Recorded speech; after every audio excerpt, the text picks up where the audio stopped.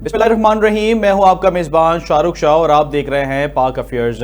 नाजरीन, आज हम बात करेंगे दो बड़े और अहम सूबे के हवाले से। पंजाब और सिंध इस वक्त एक सियासी और इंतज़ामी मुकाबले में जो है वो दिखाई दे रहा है। दोनों हुकूमतें ये दावा कर रही हैं कि इनके दौर हुकूमत में तारीखी तरक्याती मंसूबे जो है वो शुरू किए गए हैं। आवाम की फलाह बहबूद को जो है वो तरजीह दी गई है और सड़कों को, अस्पतालों को, स्कूलों को से लेकर जो है वो डिजिटल तरक्की तक जो है वो कई इकदाम किए जा रहे हैं। लेकिन सवाल ये है कि ये वाकई ज़मीन पर जो है वो कोई बड़ी तब्दीली दिखाई दे रही है या सिर्फ जो आवाम के लिए सेहत कार्ड, पानी की जो मामलात है, ट्रांसपोर्ट जैसे बुनियादी मसाइल में कोई रिलीफ मिल रहा है, या फिर ये सब तरक्की सिर्फ इश्तिहारात और प्रेस कॉन्फ्रेंस तक जो है वो महदूद है। दूसरी जानिब दूसरे सूबों की अपोजिशन जमातें इन हुकूमती दावों को झूठ का पलंदा और सियासी धोखा करार दे रही हैं। अपोजिशन कहती है कि तरक्की आवाम की आंखों से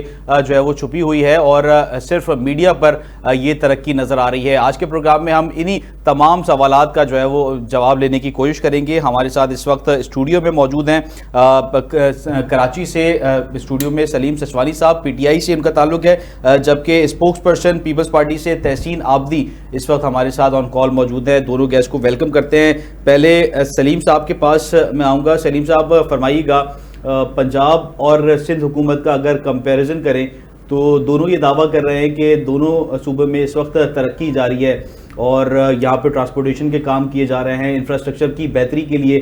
सिंध में ख़ास तौर पे कराची की अगर बात करें तो कराची में भी रोड्स जो है वो बनाए जा रहे हैं, ट्रांसपोर्टेशन का बेहतर निज़ाम किया जा रहा है। क्या वाकई ऐसा है या सिंध गवर्नमेंट सिर्फ प्रेस कॉन्फ्रेंस की हद तक ही महदूद है? सर, ये ज़्यादा पुरानी बात तो नहीं है। इतनी जल्दी आप शायद भूल गए सखर हैदराबाद मोटरवे, जिसके तमाम पैसे ही गायब हो गए। डीसी साहब पैसे हड़प करके कौन कौन इनमें इन्वॉल्व थे, कि उनको ने सिंध के अवाम और सिंध के पैसों के ऊपर डाका डाला, कोई खबर नहीं हुई। और कराची की हालत तो असर अब यहाँ से नीचे उतरती है आपको नज़र आ जाती है। अब ज़्यादा दूर जाने की ज़रूरत ही नहीं है कि गंदगी के ढेर लगे हुए हैं और जगह जगह से जो है फुटपाथों की हालत भी टूटी हुई है, सड़कों की हालत भी टूटी हुई है। और ये समझ लें कि कुछ हाल नहीं है, सिंध का हाल बेहाल है।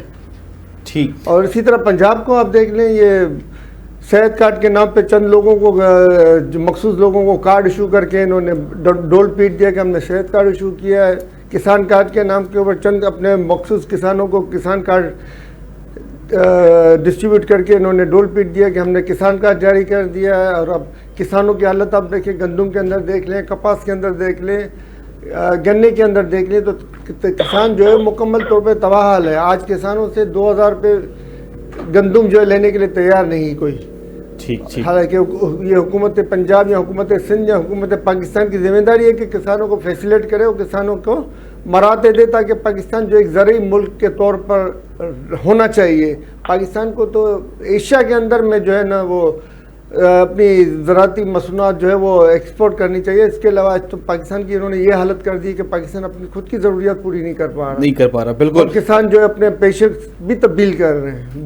बिल्कुल। मैं तहसीन आबदी साहिबा से जो है वो इसके ऊपर मौक़िफ़ ले लेता हूँ। तहसीन साहिबा, सिंध गवर्नमेंट की अगर बात करें तो कंटिन्यूसली 16 साल से आप लोग की हुकूमत है। पानी, तालीम और जो बेसिक नीड्स है उसके लिए आप लोगों ने आवाम की बेहतरी के लिए, सहूलत के लिए क्या ऐसे इकदाम किए हैं? और सिर्फ ये दावा किया जाता है मीडिया कॉन्फ्रेंस पे और मुख्तलिफ इवेंट्स पे कि हम ये करने जा रहे हैं, हम मुल्क की ख़ास तौर पे सूबे की बेहतरी के लिए करने जा रहे हैं बेहतर, तो मगर उसके अमली इकदामात और जो उसका हल है वो आवाम तक उसका रिलीफ नहीं पहुंच पा रहा है। तो क्या मसला है? ये 16 साल एक अरसा होता है कंटिन्यूसली हुकूमत का, तो मगर फिर भी आवाम को कोई बेहतर सहूलियात नहीं मिल रही है। बिस्मिल्लाहिर्रहमानिर्रहीम। पहले मैं अपने पीटीआई वाले भाई का, मुझे नाम इनका नहीं पता है, मेरे लिए बड़े काबिल एहतराम है, मैं इनका थोड़ा सा रिस्पॉन्स करना चाहूँगी कि जिस तरह इन्होंने अभी थोड़ी सी देर जो बात की है, इससे ऐसा लग रहा है कि ये बेचारे कभी हुकूमत में रहे नहीं, इनको कभी इख्तियार मिला नहीं, इन्होंने कभी जो है ये तमाम हालात फेस किए नहीं। और अगर इनको पता है कि ये हुकूमत में एक टाइम रहे हैं, इनको 3, साढ़े 3, 4 साल हुकूमत में मिले हैं, अगर उनसे भी आप एक शो जरूर कीजिएगा, मेरे भाई को दिखाइएगा, तो मैं पूरे फैक्ट फिगर के साथ जो ऑन रिकॉर्ड है कि मुल्क कितनी तबाही के दहाने पे गया, कि जब मुल्क इनके हैंड ओवर किया गया तो उस वक्त मुल्की कर्जा जो था वो $25,000 था। और जब इनसे हुकूमत से नो कॉन्फिडेंस के थ्रू इनको निकाला गया, क्योंकि गए तो ये आराम से नहीं थे, इनको निकाला ही गया, तो उस वक्त जो था वो $45 अरब को तजावुज कर चुका था, कि जो कि पूरे पाकिस्तान की अब तक की जो 75-76 साल जो हिस्ट्री है उसमें कभी इतना कर्जा नहीं लिया गया जितना वो कर्जा 3 साल में लिया गया। बस मैं इतना ही रिस्पॉन्ड करके मैं आपकी बात पर आऊंगी। मैं भाई की थोड़ा सा उनको थॉट प्रोवोकिंग की तरफ ले जाना चाह रही थी कि बोलने से पहले थोड़ा सा अगर सोच ले, थोड़ी रिसर्च कर ले तो बेहतर होता है टीवी पे आने से पहले। दूसरा, अगर जब मैं आपसे बात करेंगी, अब मैं आपकी बात आऊंगी शाहरुख, जो आपने बात की कि जी सिंध हुकूमत ने क्या किया, अगर मैं आपको मुझे थोड़ा टाइम दे तो मैं नंबर वाइज आपको बताना चाहूंगी चीजें, कि अगर आप सेहत के ही शोबे में ले लें, पहले तो मैं आपको थोड़े से फैक्ट्स बता दूं, फिर मैं आपको पूरा ओवरऑल इसकी पाकिस्तान में इसके क्या इम्पैक्ट आया है मैं वो भी आपको जरूर डिस्कस करूंगी। कि NICVD का नाम आपने सुना होगा कि वो दुनिया के चंद बड़े ऐसे हॉस्पिटल्स में आता है जहाँ हर साल लाखों मरीजों का मुफ्त इलाज होता है, और सिर्फ पाकिस्तान से तमाम सूबों से, तमाम शहरों से लोग कराची और सिंध में इलाज कराने नहीं आते हैं, बल्कि इंटरनेशनली भी आपने सुना होगा कि साइबरनाइजर सिंध गवर्नमेंट ने इंट्रोड्यूस कराया उससे इलाज कराने, जो बाहर के लोग, जो बाहर के हजारों और लाखों डॉलर्स में इलाज होता है वो यहाँ पे मुफ्त इलाज हुआ है।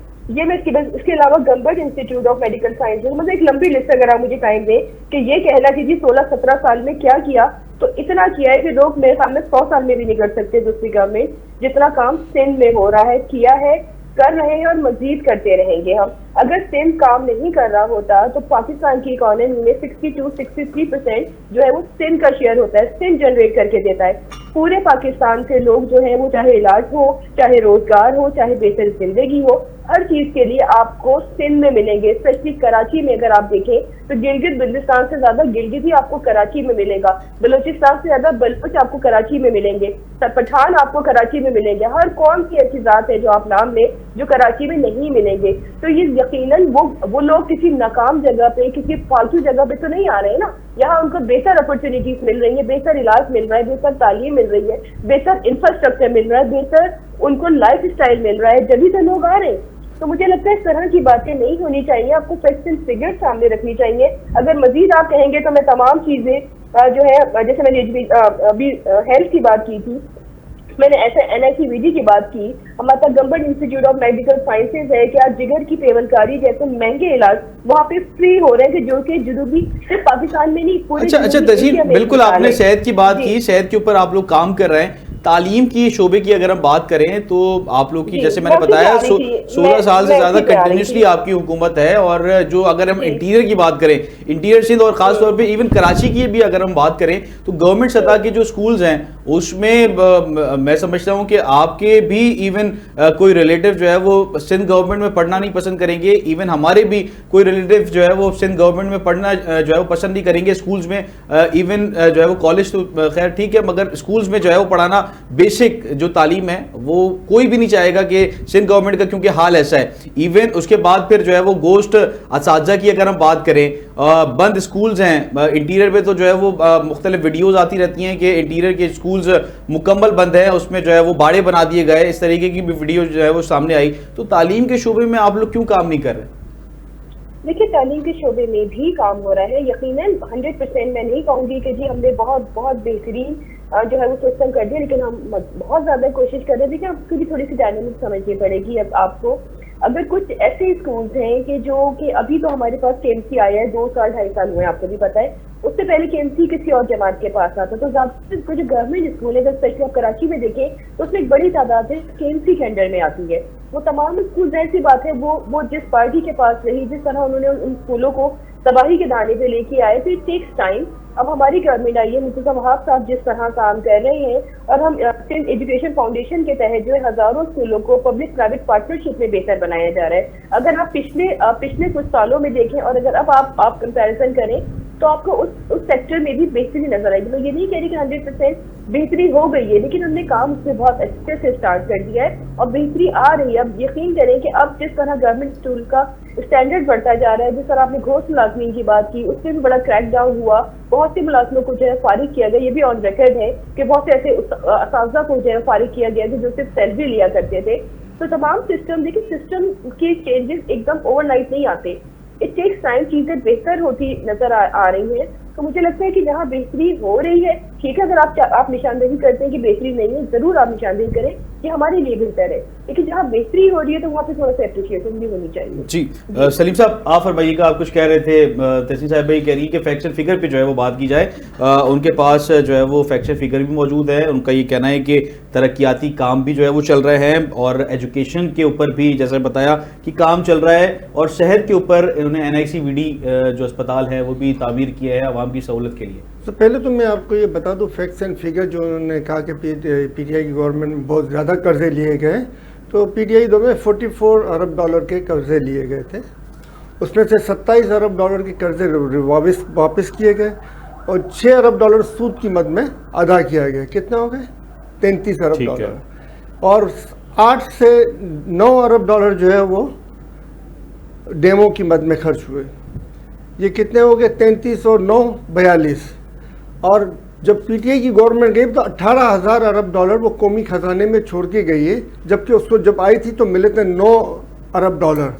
और इनके जो है ना वो IPPS के जो खतरनाक मुआहदे जो पाकिस्तान को डॉलर की मद में पाकिस्तान को पीछे की तरफ लेके, पाकिस्तान को इकनॉमी की मद में पीछे की तरफ लेके, पाकिस्तानी अवाम को जो है वो उन्होंने तवानी, जो पाकिस्तानी कौम ही नहीं बल्कि दुनिया भर की कौमों की तरक्की की अलामत होती है, वो तवानी को उन्होंने पाकिस्तान की तनज़ुली के मद में लिया। आज 32 खरब रुपए जो है वो जा रहे हैं IPPS को। उसमें से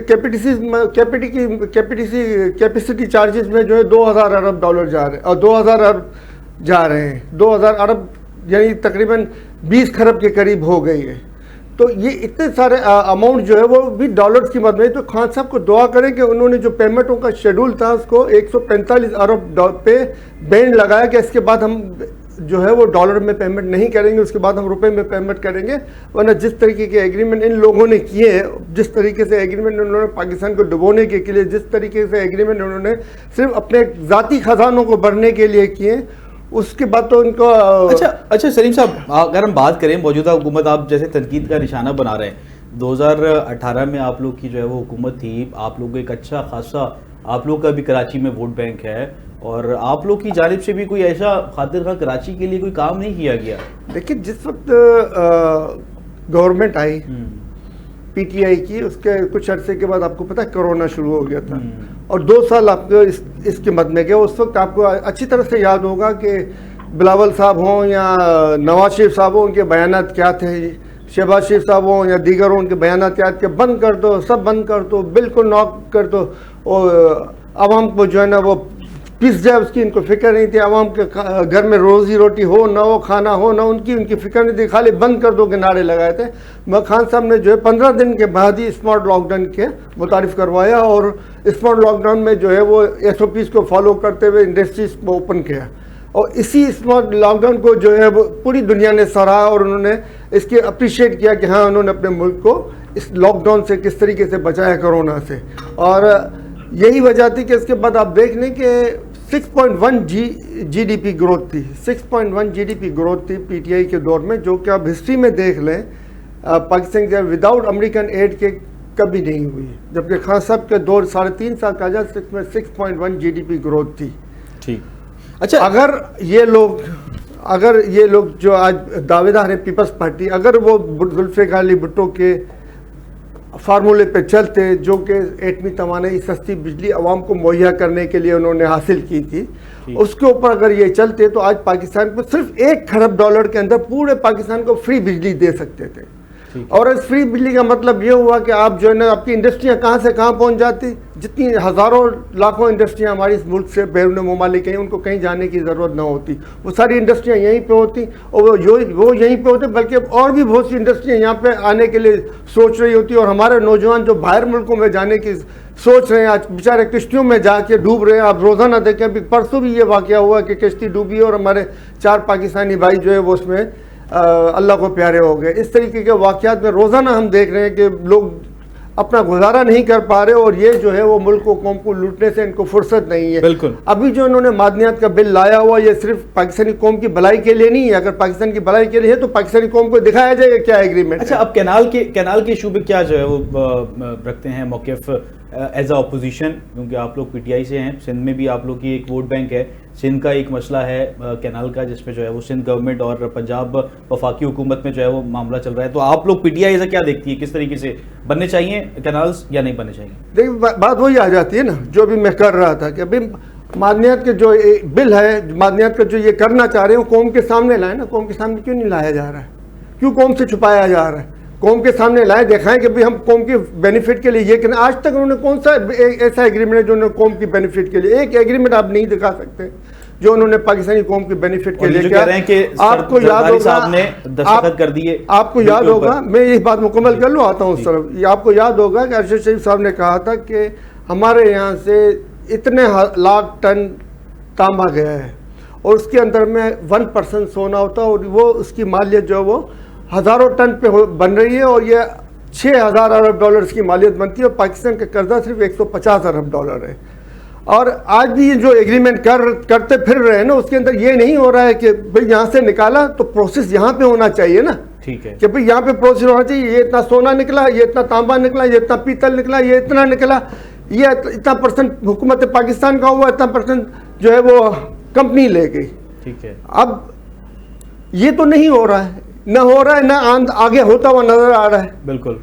तब जब ये आप बताएं कि ये पाकिस्तानी कौम के जो हजारों नहीं लाखों अरब डॉलर अब तक लुट चुके हैं, मैं इसी पे तो जो है वो अब मजीद लूटने की प्लानिंग हो रही है सर, अब मजीद लूटने की प्लानिंग हो रही है। और जब तक कौम के लिए किए गए कामों के वजाहत कौम के सामने नहीं होगी, कौम के नुमाइंदों से इसकी एक्सप्लेनेशन नहीं होगी, ताकि अवाम भी पूछ सके कि भाई आपने कैसा कि आप भी अपने प्रोग्राम में पूछ सके भाई ये एग्रीमेंट में ये मुल्क के मफाद के खिलाफ नहीं हो रही। जो कैनाल की बात कर रहे हैं ना सर, तो कैनाल की मंजूरी तो जरदारी साहब ने दी है, खुद दी है। अच्छा तहसीन साहिबा, ये फरमा दीजिएगा, जैसे कि पीटीआई के सलीम साहब जो है वो ये इल्ज़ाम लगा रहे हैं कि मुबैना करप्शन का बाजार जो है वो पीपल्स पार्टी के दौरे हुकूमत में रहा है और रहता है और अभी भी जो है वो उसके जो है वो निशानात मिल रहे हैं कि मुबैना करप्शन जो है वो चल रही है। तो वाकई ऐसा है, करप्शन की चीज़ें जो है वो नज़र हो जाती हैं और जो काम है जिसके लिए फंड जो है वो आते हैं वो वाकई जो है वो जगहों पे नहीं लग पाते जिस तरीके से लगने चाहिए, और अगर लग जाए तो कहीं ना कहीं जो है वो उस पर करप्शन के सबूत जो है वो निकल जाते हैं और सामने आ जाते हैं। इस तरीके के हैं मामला। देखिए, मैंने अपने भाई की बात बहुत तहम्मुल से सुनी, बिल्कुल इंटरफेयर नहीं किया ना। वो तमाम बातें उनकी, मुझे नहीं लग रहा वो कौन सी दुनिया में रहते हैं, क्योंकि वो बातें पाकिस्तान की तो बिल्कुल भी नहीं थी। ये तमाम चीज़ें मैंने इनको डिस्टर्ब नहीं किया, तो काइंडली मैं भी ये एक्सपेक्ट करूंगी कि मेरी बातों में भी इंटरफेयर ना करें। इन्होंने जितने फैक्ट्स एंड फिगर्स दिखाए, मैं गारंटी के साथ कह रही हूँ शाहरुख फिगर गलत बताया है इन्होंने।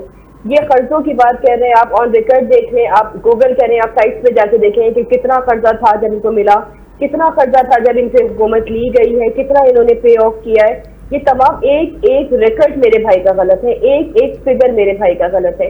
फिर मैं अगर देखिए करप्शन की बात अगर मैं नहीं होते, मैं सिर्फ इतना ही कहूंगा। अब देखिए मैंने भाई तहम्मुल मैंने आपकी देखिए हर गलत बात सुनी, तहम्मुल आपने झूठ बोला, मैंने सुन लिया कि भाई ठीक है बड़े हैं बुजुर्ग हैं, आप चले जी सुन लेते हैं आपकी भी, जब वक्त आएगा अपनी टाइम पे हम भी सच बताएंगे आवाम को। तो ये गलत तरीका है ना, नेशनल टीवी पे बैठे कि अपना झूठ सुना दिया, दूसरे के सच बोल सुनने की हिम्मत नहीं है ना। तो भाई शाहरुख हमारे सामने, आप आएंगी जरा इनको कंट्रोल में रखिए, जज्बात इनके बेचारे के, क्योंकि जाहिर सी बात है कुछ कहने को है नहीं इनके पास ना।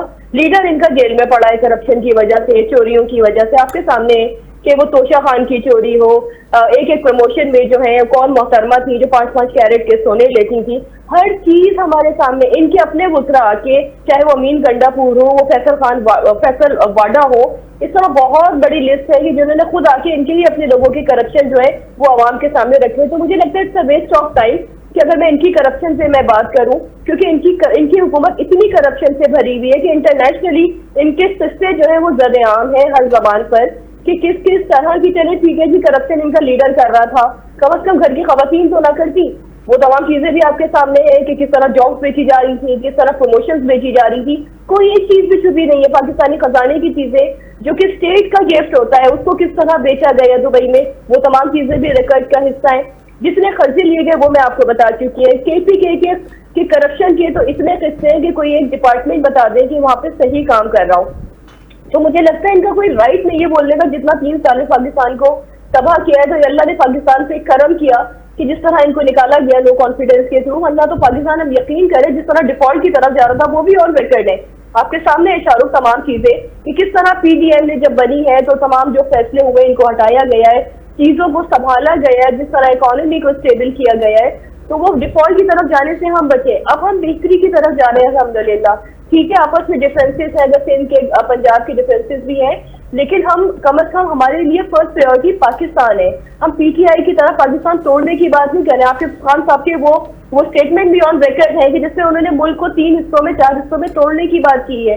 तो ये तमाम चीजें जो एंटी स्टेट पॉलिसीज थी, ये कैसी रियासत मदीना थी कि जिसको इजराइल फंडिंग कर रहा था, जिसको इंडिया फंडिंग कर रहा था। हमने अपने होश में कभी किसी मुसलमान दुश्मन मुल्क को किसी मदीना रियासत मदीना बनाने के लिए इतनी बड़ी फंडिंग नहीं देखी कि खैरात के नाम आ रहा था, जो कि करप्शन में यूज हो रहा था, जो कि हॉस्पिटल में के बजाय जो है सियासत में यूज हो रहा था। तो ये तमाम चीजें ऑन रिकॉर्ड है। आप आके टीवी पे झूठ बोलने से चीजें छुप नहीं सकती। सिंध गवर्नमेंट की जो परफॉर्मेंस है, मैंने स्टार्ट में एज आई सेड अर्लियर कि जी पूरे पाकिस्तान के रेवेन्यू में जितना हम जनरेट करके दे रहे हैं ये हमारी ही परफॉर्मेंस है। अगर परफॉर्मेंस अच्छी ना हो तो लोग यहाँ क्यों आए, लोग यहाँ इलाज कराने क्यों आए, ये लोग यहाँ तालीम हासिल करने क्यों आए, लोग यहाँ पे बेहतर जिंदगी की तलाश में क्यों आए। मतलब ये सवाल तो आप करें लोगों से कि जब इतने हालात बुरे हैं तो जनाब पूरे पाकिस्तान से सबसे ज्यादा आवाम आपको सिंध में क्यों मिल रहे हैं, आपको इंटरनेशनली भी लोग इलाज कराने सिंध क्यों आ रहे हैं। तो यकीनन ये हमारी ही गुड गवर्नेंस है कि हम, और हमारा जो सिंध है ना वो कोई शहर नहीं है। जैसे अगर आप पंजाब की बात करें, वो समझते हैं कि जी पंजाब सिर्फ लाहौर है। अगर लाहौर से आप बाहर निकले तो आपको पिक्चर ही अलग नजर आती है। लाहौर वो समझते हैं कि पूरा जो पंजाब है वो सिर्फ लाहौर के इर्द गिर्द घूमता है। बिल्कुल, किसी और एक बड़े शहर को आप कर लें। अगर आप जी ब्रेक पे जाना है और जी अगर आप सिंध में आएंगे तो आपको कराची से अगर बाहर भी निकलेंगे, आप सक्खर देख लें स्टेट ऑफ द आर्ट कि वहाँ पे जिस तरह की यूनिवर्सिटीज बन रही हैं, जिस तरह के कॉलेजेस बन रहे हैं, वहाँ का इंफ्रास्ट्रक्चर अगर आप देखें सक्खर का जाके, इस तरह डिफरेंट सिटीज है हमारी, मीरपुर खास है, हैदराबाद है, मोटरवे की भी आपने बात की है तो मोटरवे भी देखे जो सिंध का पार्ट था, हमने अपना हिस्सा दे दिया, वो फेडरल की है, ये एनएचएस की वो जो उनके फंड्स थे उसमें अगर ताकीर हो रही है तो इसमें सिंध गवर्नमेंट को ब्लेम करना मुझे नहीं लगता किसी भी तरह दुरुस्त है। बिल्कुल, बहुत शुक्रिया तहसीन, आपने अपना कीमती वक्त दिया। नाजरीन, एक तरफ सिंध हुकूमत ये दावा कर रही है कि इंफ्रास्ट्रक्चर और इस सूबे की बेहतरी, खासतौर पर कराची की बेहतरी के लिए पीपल्स पार्टी इस वक्त, जबकि पीटीआई है या अपोजिशन जो जमाते हैं, इवन एमक्यूएम और अपोजिशन जो जमाते हैं सिंध हुकूमत के अंदर, जो सूबाई हुकूमत में इस वक्त अपोजिशन जमाते हैं, वो ये दावा कर रही हैं कि सिंध गवर्नमेंट सिर्फ करप्शन जो है वो करती हुई नजर आ रही है। और उन्होंने ये भी इल्ज़ाम लगाया है कि कराची और सूबे के लिए जो है वो सिंध जो पीपल्स पार्टी की गवर्नमेंट है वो काम नहीं कर रही। हम पंजाब गवर्नमेंट और सिंध गवर्नमेंट का भी मुआवजना करेंगे। एक शॉर्ट कमर्शियल ब्रेक के बाद हाजिर होते हैं, उसके बाद जो है वो प्रोग्राम का आगाज़ दोबारा करते हैं। एक शॉर्ट कमर्शियल ब्रेक।